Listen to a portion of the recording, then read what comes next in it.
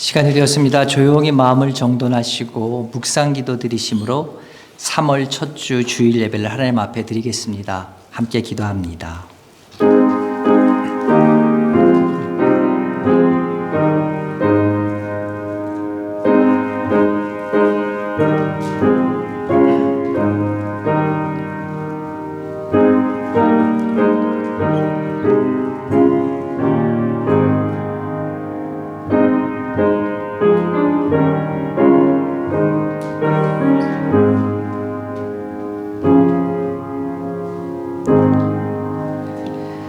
여호와여, 내가 주께 피하오니 주의 이로 나를 건지시며 나를 풀어주시며 주의 길을 내게 기울이사 나를 구원하소서.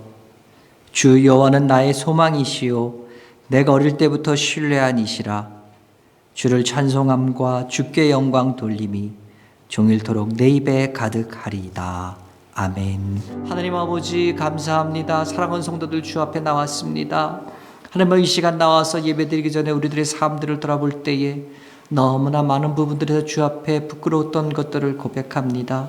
하나님, 우리들의 삶들을 지금 용서하여 주시옵소서. 내 입으로, 내 마음으로, 내 행동으로 내가 지은 모든 죄들 주 앞에 하나님 아버지 고백하여 싸우니 주님 말씀하신 그대로, 약속하신 그대로 기억도 하지 않으시고 깨끗하게 예수의 보혈의 피로 맑게 씻어주셔서 하나님 아버지 용서함 받은 사람으로 다시금 살아나갈 수 있도록 도우시오며 담대하게 걸어갈 수 있도록 주여 도와주시옵소서. 마귀사단이 우리를 정죄하고 마귀사단을 우리를 넘어뜨리려고 하지만 그러나 나는 예수의 보혈의 피로 씻김받은 주의 자녀이며 주의 아들임을 분명히 믿고 다짐하며 나갈 수 있는 우리 될 수 있게 도와주시옵고, 다시금 말하며 같은 환경, 같은 사건, 같은 일 때문에 주 앞에 용서함을 구하지 않을 수 있는 주의 성령께서 도우시는 가운데 이겨갈 수 있는 우리 매일의 삶이 되어져 갈 수 있도록 주여 도우시옵고 함께하여 주시옵소서. 아버지 하나님, 주 앞에 나올 때 사랑하는 성도들 귀한 예물 가지고 나왔습니다. 아버지, 이 세상 무엇보다도 주님을 가장 우선시하고 최고로 높이는 하나님 아버지 사랑 성도들의 고백에 들어있는 예물 기억하여 주시옵고, 늘 언제나 하나님 이 모든 것이 쓰이는 곳마다 우리 성도들의 헌신들이, 우리 성도들의 다짐들이 아름답게 피어날 수 있도록 도와주시며 오직 주께만 영광 돌리는 주의 이름 위에서만 쓰이는 귀한 예물들 될 수 있도록 주여 도우시옵소서. 날마다 살아나가면서 주께서 주신 것으로 인해 감사하며 살아갈 수 있는 우리가 될 수 있도록 도와주시오며, 나에게 없는 것 때문에 불평하는 것이 아니라 주신 것으로 인하여 주여 날마다 감사합니다는 감사가 넘쳐가는 매일매일 삶들 될 수 있도록 주여 인도하여 주시옵소서. 오늘도 말씀을 듣습니다. 하나님, 이 말씀 앞에 무엇보다도 우리 겸손해지길 원합니다. 하나님, 내 자신의 무엇을 드러내는 시간이 되지 않길 원합니다. 말씀에 있는 그대로, 말씀하시는 그대로 내 자신을 비춰보는 시간 되길 원합니다. 하나님, 그래서 그 가운데 나에게 부딪히고 찔리는 부분들이 있으면 온전하게 주 앞에 내려놓고 고쳐갈 수 있는 될 수 있도록 도와주시고, 하나님 아버지, 그래서 우리 삶들이 주께서 원하시는 모습대로 하루하루 조금씩 수정되어 나갈 수 있도록, 그 다음에 천성을 향하여 오늘 하루도 좌로나 우로나 치우치지 않고 걸어갈 수 있는, 다짐할 수 있는 귀한 시간 될 수 있도록 주여 도와주시옵소서.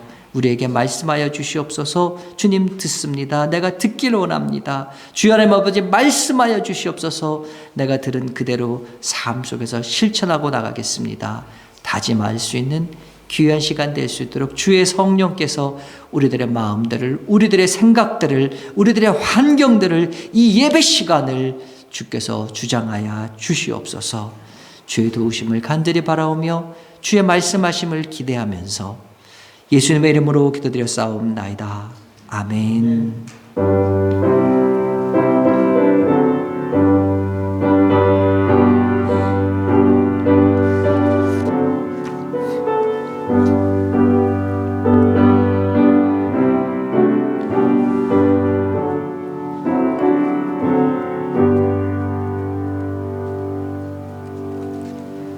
할렐루야. 지난주가 평안하셨습니까? 반갑습니다. 우리 앞에 있는 분하고 반갑게 인사하시겠습니다. 안녕하셨습니까? 아이고, 오늘 반가운 얼굴들이 많이 보이십니다. 반갑습니다. 평안하셨어요? 고맙습니다. 우리 여러 가지 이유로 예배 드리시지 못하는 분들이 있습니다. 우리 그분들을 위해서 함께 기도해 주시길 부탁드리고요. 함께 또 건면하셔서 주 앞에 나와서 함께 예배 드릴 수 있길 바랍니다. 그리고 우리 또 유재장 집사님, 정유자 권사님 지금 한국 방문 때문에 출타하셨습니다. 연락받기로는 그 공항에서부터 뭐 차로 대까지 이렇게 막 이렇게 공항에서 뭐 여러 군데 다니셨다가 차로 이렇게 대까지 이렇게 이렇게 라이드까지 해주는 그런 좋은 나라에서 우리 좋은 나라에 왔다고 저한테 연락이 왔습니다. 위에서 잘 다녀오실 수 있도록 건강 가운데 다녀오실 수 있도록 기도해 주시길 바랍니다. 그리고 여러분 가운데 혹시 중보 기도가 필요하시고 목사님 이런 기도 제목이 있어요 하시는 분들은요, 제 카톡이나 제 아내의 카톡으로 보내주시면 제가 항상 기도하고 있습니다. 위에서 함께 기도하겠으니까요. 늘 언제나 기도 제목 나눠주시길 바랍니다. 예, 코비드-19으로 해서 아직까지 마스크를 써야 됩니다. 알버타에서는 마스크를 안 써도 된다고 하는데 에드몬턴은 쓰게 돼 있더라고요. 제가 일하고 있는 샌 알버트만 해도 안 쓰는데 알버타는 쓰고 있는데 이런 부분에서 이렇게 보수적으로 나가는 것도 저는 좋다고 생각합니다. 근데 불편함이 있지만 나와서 함께 드리는 여러분들 주 이름으로 축복하고 환영합니다. 우리 52주 성경 암송 계속 챌린지를 하고 있습니다. 근데 이제 제가 지난주에 나눠드렸죠. 사순절 말씀이 어디 갔나? 예, 지난주에 나눠드렸습니다. 사순절 말씀 묵상 읽기 자료표 이렇게 나눠드렸는데요.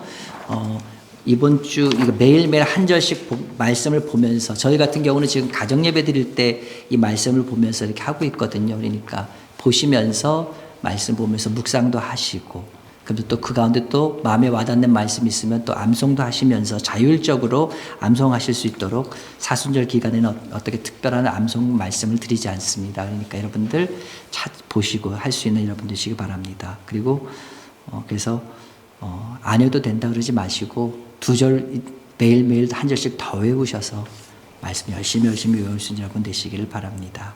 혹시나 이 사순절 말씀 읽기 묵상표 못 받으신 분들은요, 여러분들 우리 교회 카톡방에 보면 제가 다 올려드렸습니다. 뿐만 아니라 이렇게 복사해서 또 있으니까 제가 또 전해드리도록 하겠습니다. 오늘 주신 하나님의 말씀입니다. 제가 그리고 또 하나 광고를 드려야 되는데, 이 마르지 않는 샘을 사순절이 어떤 기간인가 해서 이렇게 바꿔가지고 올렸는데, 왠지 프린트를 하고 보니까 그게 안 올라가 있고 지난주 것이 그냥 그대로 올라가 있습니다. 제가 실수한 모양인데요. 죄송합니다. 그래서 지난주 거와 이어서 똑같은 게 올라가서 의아하시는 분들이 있으실 것 같아요. 제가 말씀드립니다. 이거 제가 뭔가 실수를 한 것 같습니다. 죄송합니다. 오늘 주신 하나님의 말씀입니다. 오늘 주신 하나님의 말씀은요, 신약성경 제일 앞부분에 있는 마태복음 5장 1절에서 12절에 있는 말씀입니다. 오늘 이 말씀은 아까 제가 말씀드렸던 사순절 말씀 읽기 묵상표의 오늘의 우리가 묵상할 말씀입니다. 제가 그 말씀을 가지고 오늘 말씀을 준비했습니다. 신약성경 마태복음 5장 1절에서 12절에 있는 말씀입니다. 제가 갖고 있는 성경책으로는 5페이지에 있습니다. 5면에 있습니다. 제가 봉독합니다. 예수께서 무리를 보시고 산에 올라가 앉으시니 제자들이 나온지라 입을 열어 가르쳐 이르시되 심령에 가난한 자는 복이 있나니 천국이 그들의 것이며 애통하는 자는 복이 있나니 그들이 위로를 받을 것이며 온유한 자는 복이 있나니 그들이 땅을 기업으로 받을 것이며 의에 줄이고 목마른 자는 복이 있나니 그들이 배부를 것이며 긍휼히 여기는 자는 복이 있나니 그들이 긍휼히 여김을 받을 것이며 마음이 청결한 자는 복이 있나니 그들이 하나님을 볼 것이며 화평하게 하는 자는 복이 있나니 그들이 하나님의 아들이라 일컬음을 받을 것이며 의를 위하여 박해를 받는 자는 복이 있나니 천국이 그들의 것임이라. 나로 말미암아 너희를 욕하고 박해하고 거짓으로 너희를 거슬러 모든 악한 말을 할 때에 너희에게 복이 있나니 기뻐하고 즐거워하라. 하늘에서 너희의 상이 큼이라. 너희 전에 있던 선지자들도 이같이 박해하였느니라. 아멘.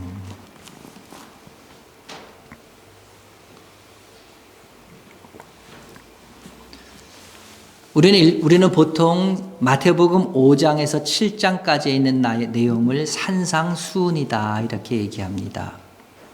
1절 오늘 보신 말씀 1절과 2절을 보시면은 예수님께서 무리를 보시고 산에 올라가 앉으셔서 입을 열어 가르치셨다 한 거기에서 기인에서 산상수훈이라는 별칭이 붙었지요. 그러니까 이 말이 예수님께서 어떻게 등산을 가셨다가 나와 있는 그런 사람들한테 갑자기 말씀을 전하셨다 이런 의미가 아니라 예수님께서 말씀을 전하려고 보시니까 많은 사람들이 오는 거예요. 그러니까 이 사람들에게 좀 더 잘 들리게 전하기 위해서 그리고 예수님도 말씀을 전하시니 좀 더 편하시기 위해서 조금 더 높은 동산에 올라가셔서 언덕에 올라가셔서 설교를 하셨다 이런 말입니다. 이 산상수훈은요 예수님의 첫 번째 설교입니다. 물론 이 앞에 보면은 안식일에 다니시며 회당에서 가르치셨다 그런 말도 있으니까 아마 가르치셨다 하셨으니까 거기서 분명히 설교를 하시기도 하셨을 겁니다. 그렇지만 굳이 정확하게 말한다면 마태복음에 있으니까 이 마태복음을 쓴 마태가 잘 정리해서 기록한 첫 번째 설교가 바로 이 산상설교다, 산상수훈이다 이렇게 말할 수 있을 겁니다. 마태복음에는요 예수님의 모습이 왕으로 오신 예수님의 모습이 나타나 있습니다. 여러분 그 나라의 통치권이 바뀌면은요 어떤 일이 생깁니까? 대통령이 취임하면 취임사를 하게 됩니다. 그러면 그 취임사에서 이 나라가 앞으로 어떻게 내가 통치를 할 거고 다스릴 것인지 그리고 내가 나가는 정부의 이념 혹은 신념 철학 이런 것들을 이 취임사에서 말해주게 됩니다. 예수님께서 이 세상에 오셔서 제일 처음에 하신 말씀은 뭡니까? 회개하라 천국이 가까웠다. 회개하라 천국이 가까웠다고 해서 예수님께서 천국을 선포하셨습니다.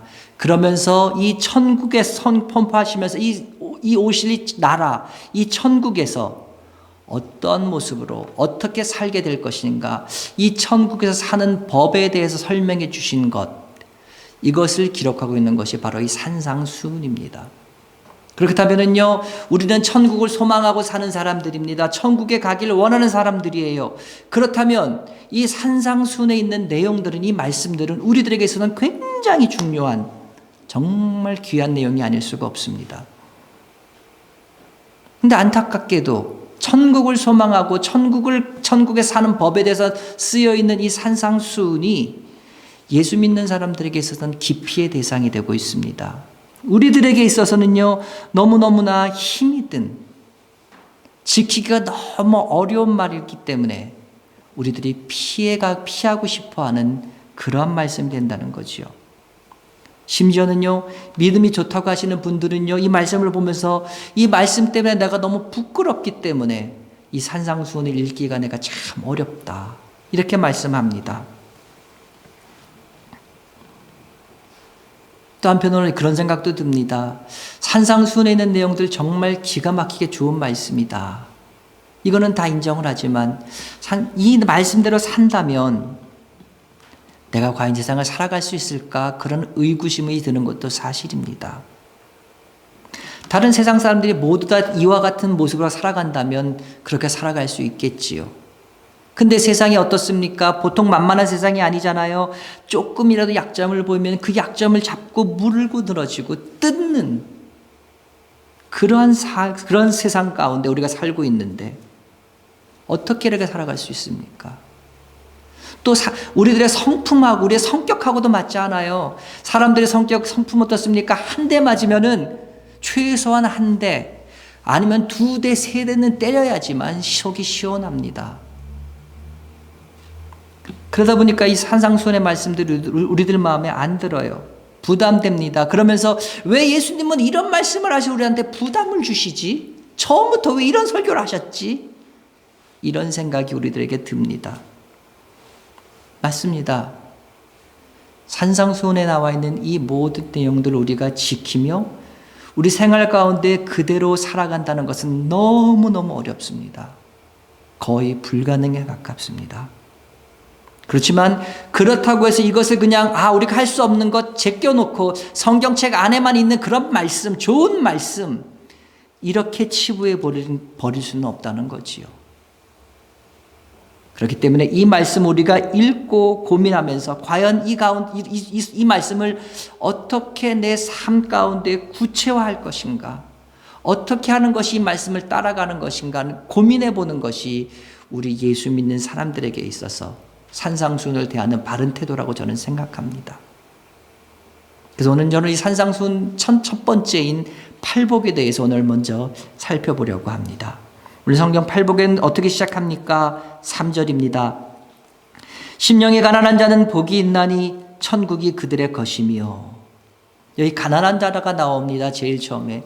가난하다고 하는 뜻은 뭡니까? 다른 사람의 도움이 필요하다는 것이지요. 그러면 심령이 가난하다는 것은 뭡니까? 심령적으로, 영적으로 다른 사람의 도움이 필요하다는 거지요. 영적으로 파산했다는 말이죠. 근데 예수님께서 오늘 뭐라고 말씀하십니까? 영적으로 가난한 사람, 영적으로 남의 도움이 필요한 사람, 영적으로 파산한 사람이 복되다. 왜? 천국이 그 사람들의 것이기 때문이다. 여러분 이해가 되십니까? 영적으로 부유한 사람, 경건한 사람은 복이 있나니 천국이 저희들 것이며 하면 그렇지요, 맞지요, 인정을 하실 거예요. 내가 영적으로 부유하고 경건하지 않더라도 메이커 센스가 되니까 이해하실 거예요. 근데 오늘 얘기합니다. 영적으로 파산한 사람, 영적으로 남의 도움이 필요한 사람은 복이 있다. 그 사람들은 천국이 그 사람들 것이다. 이해가 되세요?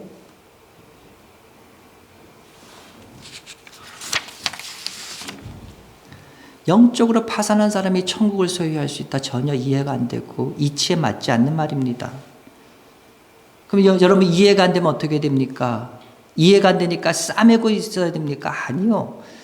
이해가 안 되면 넘어가면 됩니다. 성경 읽을 때 여러분들 말씀 읽다가 이해가 안 되는 말씀이 많이 있으실 거예요. 어떻게 하면 됩니까? 그 말씀을 자꾸 싸맬까요? 네, 필요도 합니다. 그러나 많은 경우 무슨 말씀인지 이해가 안 되면 그냥 넘어가세요. 그 다음에 보세요.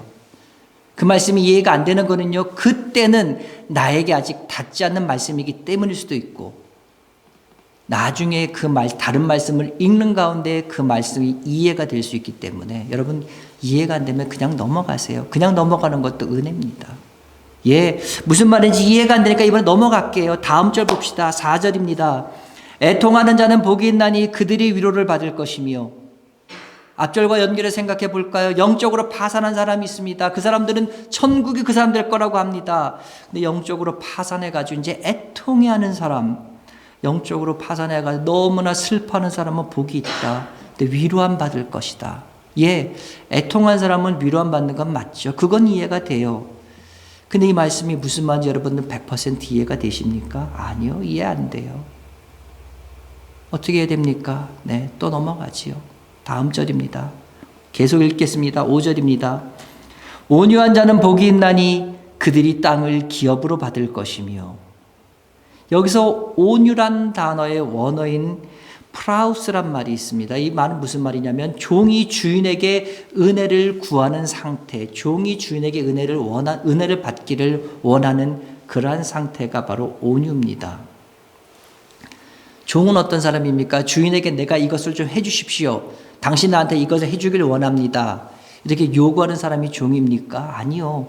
종은 주인한테 요구할 수 없어요. 하라면 하는 거고 하지 말라면 안 하는 게 종이에요.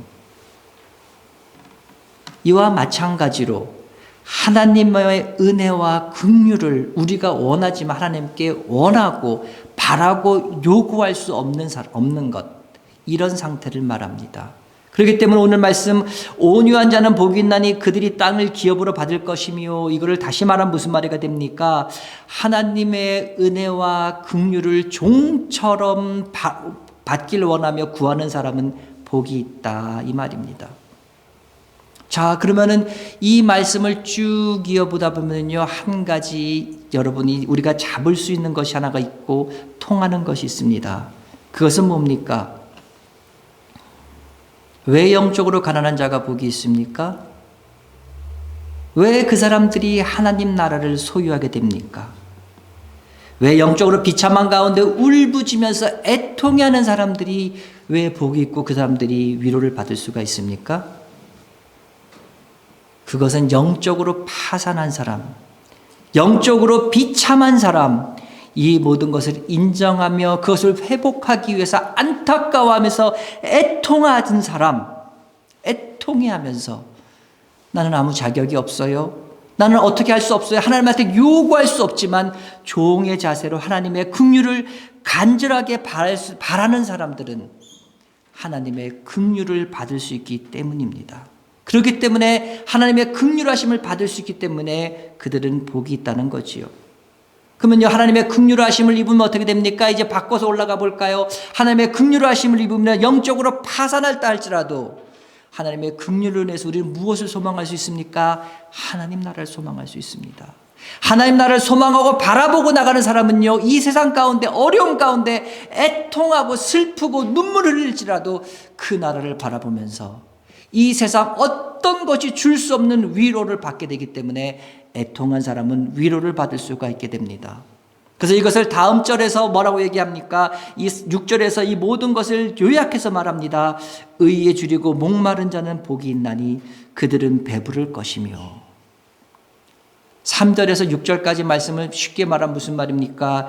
영적으로 파산한 사람, 가난한 사람, 그래서 배고픈 사람이 자신의 처지 때문에 안타까워하면서 애통해할 때 하나님의 긍휼로 영혼의 배부름을 얻는 과정이라고 우리는 말할 수 있습니다.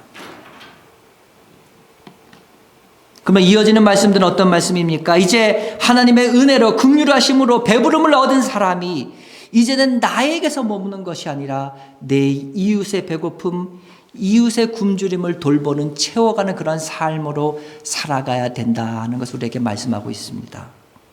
이것은요, 우리에게 너희가 은혜를 받았으니까, 하나님의 긍휼하심을 받았으니까 너희가 받은 만큼 갚아 하는 어떤 빚독촉이나 어떤 부담, 짐을 주는 말씀이 아닙니다. 하나님의 긍휼로 참 생명을 얻은 우리들, 하나님의 긍휼로 우리가 새로운 생명을 얻은 사람들에게는 자연스럽게 나타나야 되는 어떤 생활의 법칙, 생활의 모습, 생활의 패턴이라고 우리는 말할 수 있는 거죠. 여러분, 우리가 받아 누리는 이 생명이 누구로 기인한 겁니까? 예수 그리스도로 기인한 겁니다. 예수 그리스도의 생명이란 말이에요. 그렇다면 이 새 생명이 우리 삶 속에서 역사할 때 예수님이 거룩하셨던 것처럼 우리들도 거룩하게 살 수 있게 하시며, 예수님께서 의로우셨던 것처럼 우리 역시도 의롭게 살게 해주시겠다. 이 말씀이 바로 이어지는 다음 말씀입니다. 다음 말씀 한번 살펴볼까요? 7절 말씀입니다. 긍휼히 여기는 자는 복이 있나니 그들이 긍휼히 여김을 받을 것이며. 하나님의 사랑으로, 긍휼의 뜻이 뭡니까? 이웃 사람을 불쌍히 여기고 가엾게 여겨서 도와주고 싶어하는 마음이 긍휼입니다.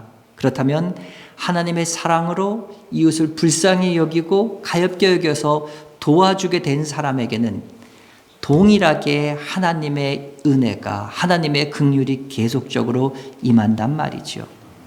이것은요, 너가 이런 것을 심었기 때문에 이대로 거둔다는, 심은 대로 거둔다는 성경의 법칙이 적용돼서 그런 것이 아니라 이웃을 불쌍히 여기고 가엾게 여기고 안타깝게 여겨서 도와주는 그 삶 자체가 앞에서 말씀드린 새 생명을 얻은 삶이며 새로운 삶의 패턴이며 복된 삶의 모습이기 때문에 그러합니다. 여러분 한번 생각해 보십시오. 꼼꼼히 따져가지고요, 내 것 다 찾아먹고요, 그것도 모자라서 이제 남의 것까지 뺏어서 먹기도 하는 이런 세상의 원리가 우리가 보기에는요, 지혜로운 것 같아요, 똑똑한 것 같아요, 잘 사는 것 같아요. 근데 그 삶은 어떻습니까? 내가 가지고 있는 것, 움켜진 것이 남한테 혹시 빼앗길까봐 다시금 매일매일 두려워하는, 결국 두려워하는 기디에 그 삶 자체가 지옥과 같은 삶이 아닙니까? 매일매일 경우 따지다 보면은요, 어느 순간 내 마음이 점점 억세집니다. 모질어집니다. 고집스러워져요. 그리고 내가 손해가 되는 것 같으면 아예 그 말을 무시해버리고 다른 사람의 귀를 다른 사람의 말에서 귀를 닫아버립니다. 그러면서 어느 날 강팍해진 내 마음을 보게 되고요, 강팍한 내 모습을 보게 될 때에 뉘우치고 회개하는 경우를 많이 보지 않습니까? 여러분들은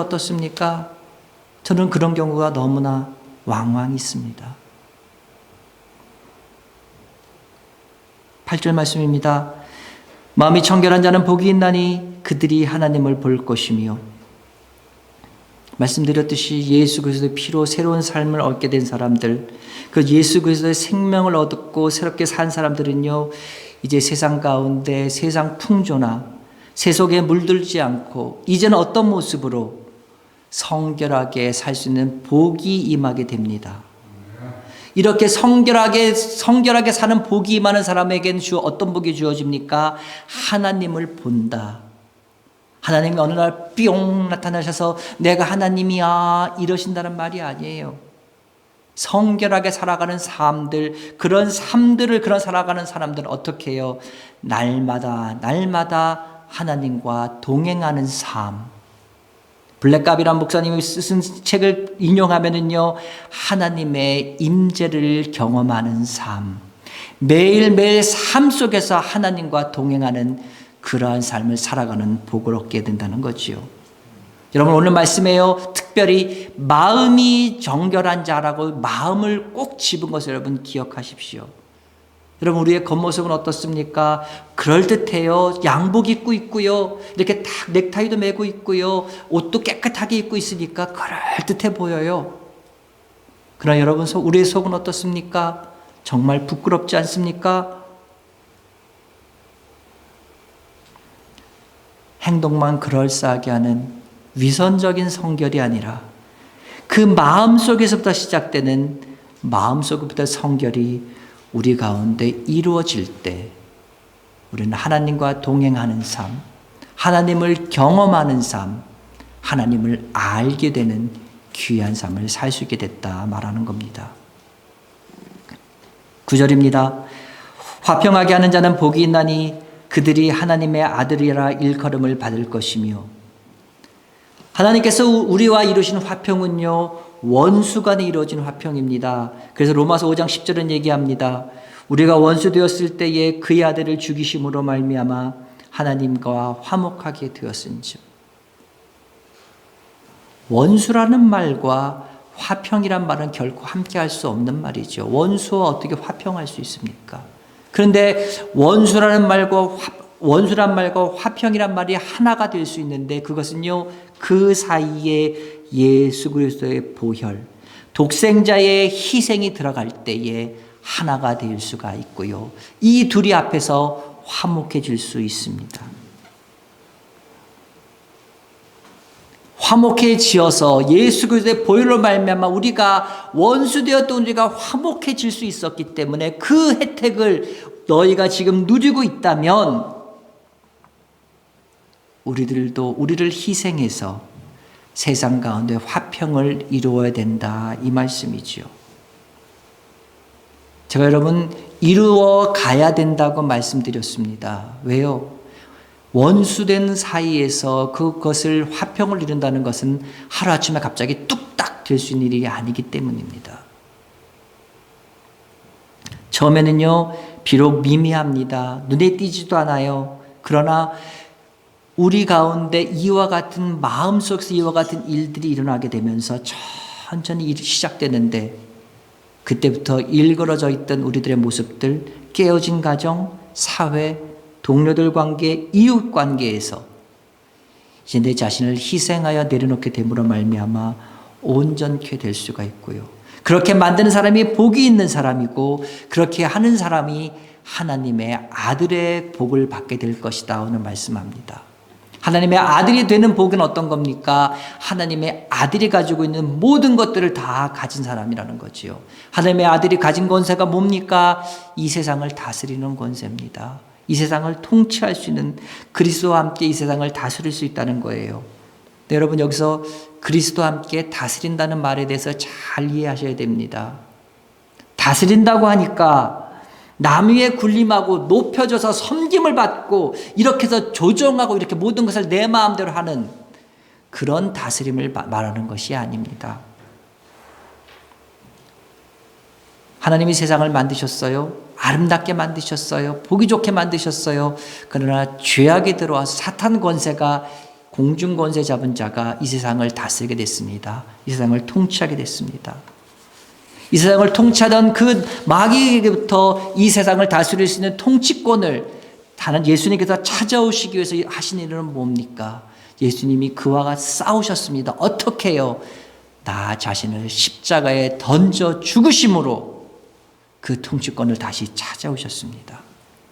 그 말은 무엇입니까? 예수 그리스도의 통치에 참여한 우리들도 나 자신을 희생하여 예수님께서 예수님 스스로가 희생하여서 십자가에 달려 돌아가신 것처럼 우리들 자신을 희생하여서 정말 원수 같은 사람이지만 솔직하게 말하면 진짜 원수 같은 놈이지만요. 사랑 베풀고 일그러진 것들을 온전하게 하는 삶을 살아가야 된다는 것. 그것을 오늘 우리에게 당부하고 있는 것입니다. 10절에서 12절 말씀 함께 봅니다. 의를 위하여 박해를 받는 자는 복이 있나니 천국이 그들의 것임이라. 나로 말미암아 너희를 욕하고 박해하고 거짓으로 너희를 거슬러 모든 악한 말을 할 때에 너희에게 복이 있나니 기뻐하고 즐거워하라.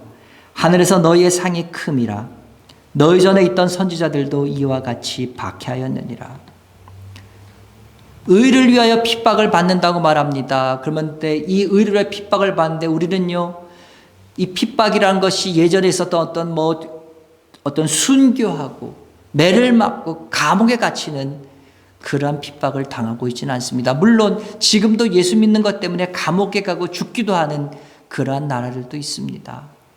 근데 우리가 살고 있는 캐나다는요, 예수 믿는다고 의를 위해서 순교하거나 우리를 때리거나 감옥에 가두지는 않습니다.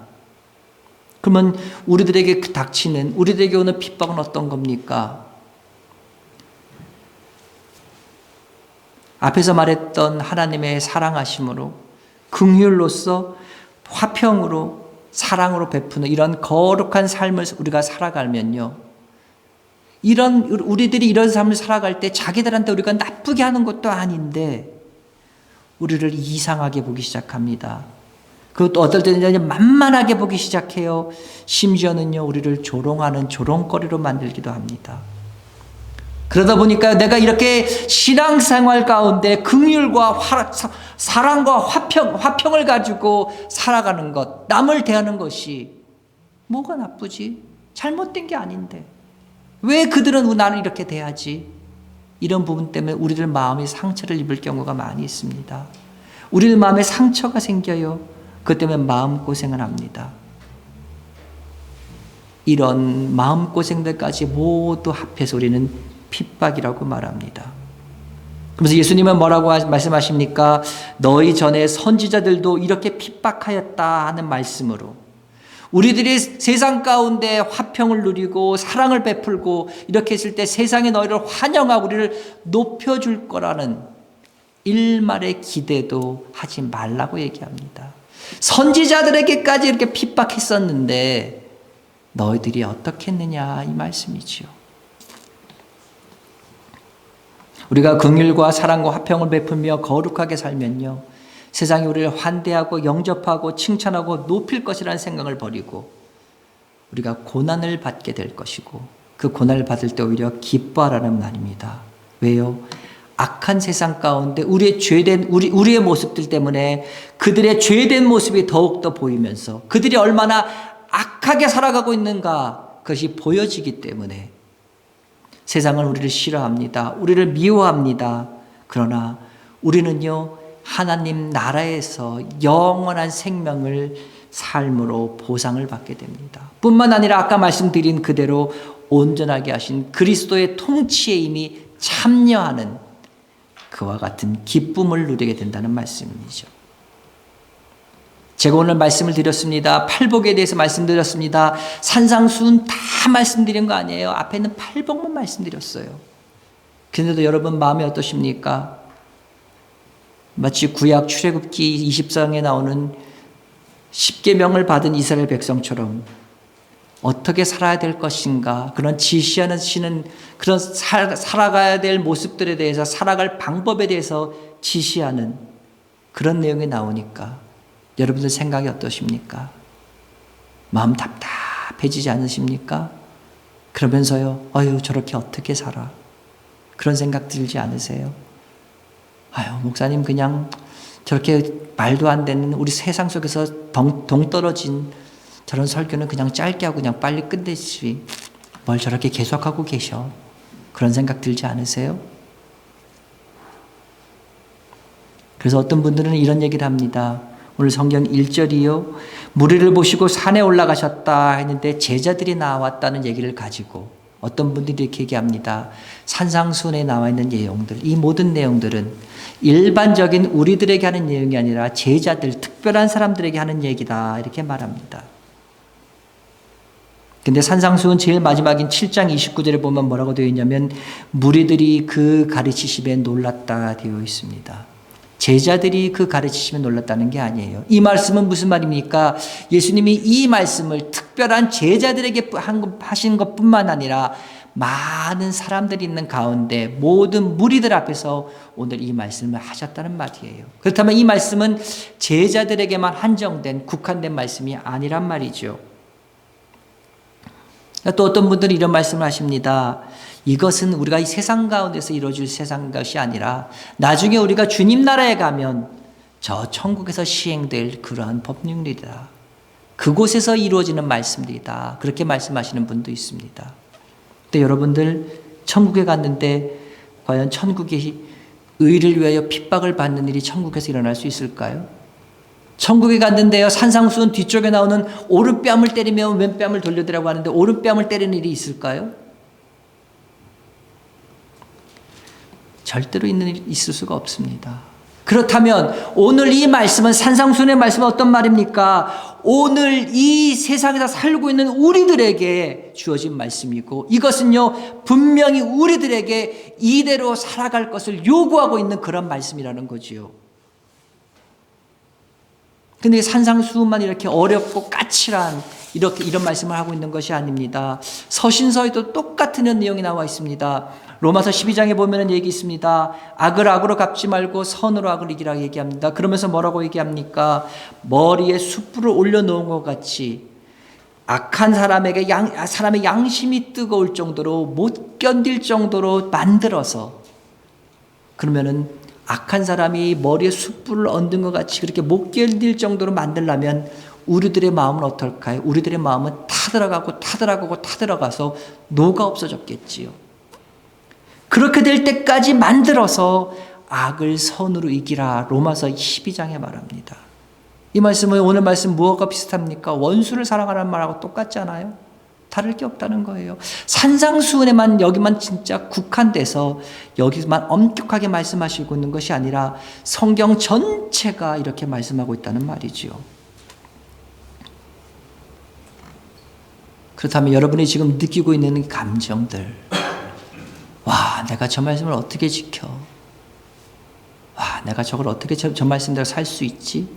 하는 이 감정들은 도대체 어떻게 해야 됩니까? 난 저대로 할 수 있어. 난 저대로 지키고 살 수 있어. 이렇게 말씀하시는 사람은요, 자기 도치적인 거나, 죄송합니다, 또라이거나 둘 중에 하나일 거예요. 그렇지 않은 이상 우리는 이 말씀 앞에 절망하는 것이 정상입니다. 도저히 그렇게 살 수 없습니다. 그렇기 때문에 성경도 무엇을 기록합니까? 내가 가지고 있는 모든 것을 다 팔아 불쌍한 사람, 가난한 사람에게 나눠주고 네가 율법을 다 지켰느냐? 예, 다 지켰습니다. 그러냐? 그렇다면 네가 가지고 있는 것이 많이 있지. 그거 다 팔아서 불쌍한 사람에게 나눠주고 나를 쫓으라고 했을 때 그 말씀 하나 때문에 고민하면서 걱정하면서 돌아갔던 영생을 어떻게 얻을 수 있습니까? 하고 밤늦게 찾아왔지만 가지고 있는 물건 때문에, 가지고 있는 재물 때문에 결국은 고민하며 돌아갔던 그 청년과 같이요. 우리들에게 어떤 반응이 나타나냐면 어차피 인간의 힘으로 못하니까 그냥 그만둬버리자, 포기해버리는 그런 반응이 많이 나타납니다. 그리고 어떻게 해요? 그냥 적당히 신앙생활 하면서 적당히 살지 뭐. 어떻게 이걸 다 지킬 수 있어? 그냥 타협하면서 사는 거지. 우리 예수님 참 무서운 분이세요. 우리가 이럴 줄 이미 알고 계셨어요. 너무나 높은 윤리이기 때문에 이대로 하라 그러면은 이런 반응을 보일 줄 아셨어요. 그래서 예수님께서 마태복음 19장 26절에서 말합니다. 사람으로는 할 수 없다. 그러나 하나님으로는 다 할 수 있다 말씀하십니다. 사람으로는 할 수 없다. 내 힘 가지고는 못한다는 거예요. 하나님으로는, 하나님께서 주시는 힘 가지고는 할 수 있다는 거예요. 지극히 무능력하고 나약한 나는 부르심을 따라서 온전한 이 말씀대로, 산상수훈의 말씀대로 함께하는 삶을 살 수 없지만 하나님으로는 할 수 있다. 하나님과 함께하면 할 수 있다. 그래서 어떻게 하셨습니까? 그리스도 예수 안에서 우리에게 누구를 보혜사, 도움, 성령님을 보내주셨습니다. 그래서요, 실제로 성령님을 의지하고 살아가면요, 우리는 두 가지를 느낍니다. 첫째요, 나는 정말 이것을 행할 능력이 없습니다. 나는 정말 무력합니다. 신학적인 말로 전적인 무능력을 느낍니다. 그 다음에 또 무엇을 느낍니까? 그런 가운데 어느 순간 주를 의지하면서 내가 한 걸음 한 걸음 걸어 나가면 완전치는 않지만 실제로 조금씩 이루어져 나가는 그 모습을 보게 될 수 있습니다. 그래서 바울은 얘기합니다. 고린도전서 15장 10절입니다. 내가 모든 사도들보다 더 수고하였으나 내가 한 것이 아니요 오직 나와 함께 하신 하나님의 은혜로다. 바울은 얘기합니다. 내가 그 어떤 모든 사람들보다 더 많이 수고했다. 더 많이 애쓰고 노력했다고 고백합니다. 그러고 나서는 그 바로 다음에 하는 말이 뭡니까? 내가 한 것이 아니라 하나님의 은혜다. 앞에 말을 그냥 확 갑자기 뒤집어 버립니다. 이해가 안 돼요. 말도 안 되는 소리지요. 그런데 여러분들 성령님을 의지해서요 매일매일 살아가다 보면은요 이 바울의 이 역설적인 고백이 이해가 되기 시작합니다. 그리고요 그것이 사실이라는 것을 내가 스스로 내 삶 가운데서 내가 깨달을 수 있게 된다는 말입니다. 내가 사는 것, 내가 주의 뜻을 행하는 것, 이 모든 것이 내 힘으로 된 것은 아니다. 내가 열심히 하고 내가 애쓰고 노력했다. 그러나 이것은 내 힘으로 된 것이 아니다. 성령께서 하신 것이다라는 것을 매일매일 삶 가운데 체험하며 살아갈 수 있게 된다는 말입니다. 사랑하는 여러분, 저는 여기 있는 모든 분들이 이것을 체험하며 살아가시길 원합니다. 내 힘으로 애쓰고 노력합니다. 내가 최선을 다했어요. 그러나 내가 할 수 없음을 내가 다시 경험했습니다. 그래서 내가 성령님과 같이 가다 보니까 어느 순간 하나하나 조금씩 완전치는 않지만 되어져 가는 것을 보게 됩니다. 이 모든 것이 하나님의 은혜입니다. 고백할 수 있게 된다는 말입니다. 그래서 바울은 얘기합니다. 빌립보서 1장 6절입니다. 너희 안에서 착한 일을 시작하신 이가 그리스도 예수의 날까지 이루실 줄을 확신하노라. 여러분, 시작하신 이가 누굽니까? 성령께서 시작하셨어요. 결단케 하신 이가 누굽니까? 성령님이세요. 그것을 시작하게 하신 이가 이제는요 예수의 날까지 조금씩 이루어갈 수 있도록 여러분과 함께 하시며 동행하실 것이라는 거지요. 산상수훈에 있는 모든 내용들 지금 여러분 지킬 수 없습니다. 산상수훈에 있는 모든 내용들 정말 좋은 말씀이고 그대로 살고 싶지만 살아갈 수 없어요. 그러나 성령께서 동행하시는 가운데 내가 최선을 다해서 말씀하셨듯이 다른 사도들보다 내가 가장 애썼다고 했던 사도 바울의 그 고백이 주님 내가 최선을 다했습니다. 애썼습니다. 그러나 이것은 내가 한 것이 아닙니다. 성령께서 하신 것입니다. 이와 같은 고백으로 우리들에게 날마다 일어나길 간절히 소원합니다. 주님 함께 하시옵소서. 성령이 함께 하시옵소서. 내가 할 수 없지만 주님과 동행하면서 내가 최선을 다해서 하겠습니다. 힘 주시옵소서. 기도하면서 불가능해 보이지만 주께서 우리에게 원하시는 이와 같은 삶을 하루하루 이뤄가시는 여러분 되시기를 주님의 이름으로 축원합니다. 기도합니다. 하나님 아버지 감사합니다. 오늘 우리에게 귀한 말씀 주시니 감사합니다. 높은 말씀 주시니 감사합니다. 그런데 하나님, 우리들이 실제 살아가고 있는 우리들의 모습과 현재 내 모습과 이 말씀을 보면서 우리는 또한 심각한 괴리를 느낍니다. 너무나 멀어요. 너무나 차이가 커요. 내가 어떻게 할 수 있는 것 같지가 않아요. 그러나 하나님, 이 시간 사도 바울이 한 그대로 내가 열심히 어떤 사도들보다 애쓰고 노력했지만 내가 한 것이 아니라 성령의 은혜로 했다고 했던 그 고백 가지고 나로 해나가길 원합니다. 이제부터 하나님, 내가 정말 치열하게 최선을 다해서 그 누구보다 더하게 주께서 원하시는 이와 같은 삶을 살아가길 소원하고 다짐하오니 주의 성령께서 함께하여 주셔서 이겨갈 수 있도록 도와주시고 하나님 해나갈 수 있도록 은혜 부어주시고 그래서 매일매일 삶 가운데에 주께서 주신 은혜를 맛보고 살 수 있는, 그래서 이 팔복이 우리 삶 가운데 이루어져 갈 수 있는 귀한 로고스교회 성도 될 수 있도록 주여 축복하여 주시옵소서. 하나님, 이들을 보시옵소서. 이들의 다짐을 보시옵소서. 이들의 생각을 주장하여 주시옵소서. 그래서 하나님, 이제부터라도 하나님께서 원하시는 그 귀한 삶으로 하나하나 그리스도께서 오실 때까지 최선을 다하는 충성된 종으로 세워져 갈 수 있도록 주의 성령께서 도우시옵고 인도하여 주시옵소서. 주의 성령을 간절히 구합니다. 주의 성령으로 덧입혀지길 간절히 소원합니다. 주의 성령으로 부어지길 간절히 소원합니다. 예수님의 이름으로 기도드렸사옵나이다. 아멘.